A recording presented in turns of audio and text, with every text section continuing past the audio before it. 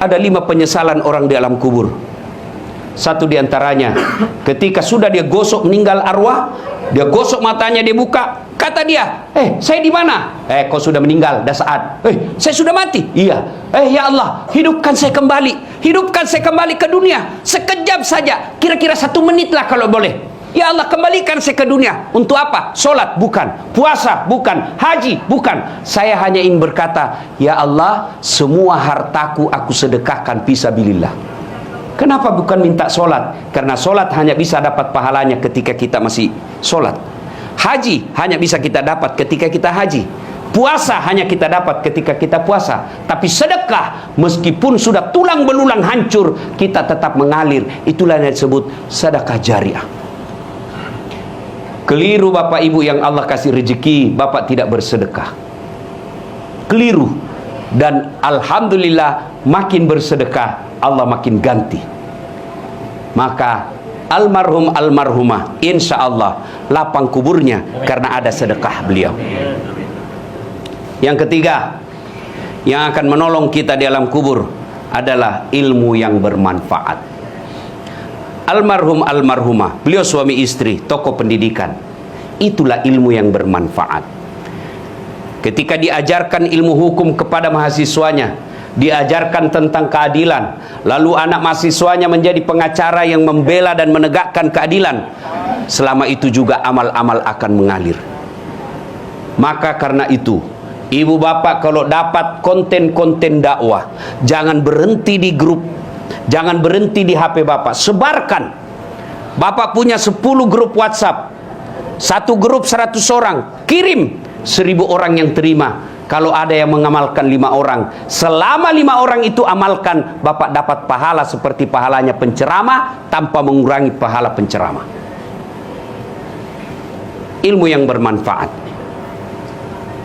adalah yang bisa menyelamatkan kita di alam kubur. Inilah 3 yang akan terus mengalir meskipun kita sudah di alam kubur, bahkan sudah habis tulang belulang kita. Anak yang soleh dan soleha, sedekah harta, kemudian ilmu yang bermanfaat. Dan orang yang ada di alam kubur sekarang masih transit, belum sampai surga, termasuk Rasulullah Muhammad SAW. Dan siapa yang paling menderita di alam kubur? Kata Nabi, orang yang paling menderita di alam kubur nanti adalah al-mutahawil bis sholah, yang menganggap enteng sholat.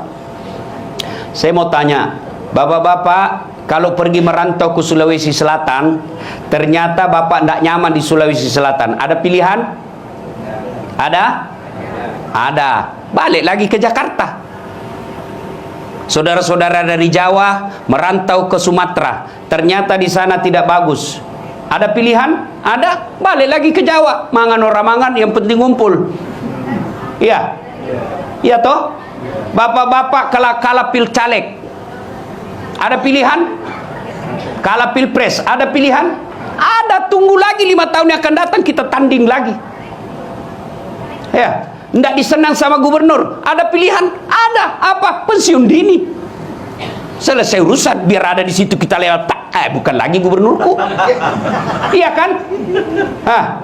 Ibu-ibu, suami cerewet, suami kasar, ada pilihan bu?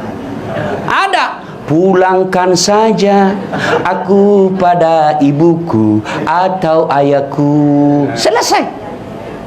Ya, bapak-bapak punya istri cerewet, ngamuk aja kerjanya, ndak tahu menghargai suami. Ada pilihan? Ada. 2 pilihan. 1 tambah jadi 2, 2 cerai. Ada pilihan pak.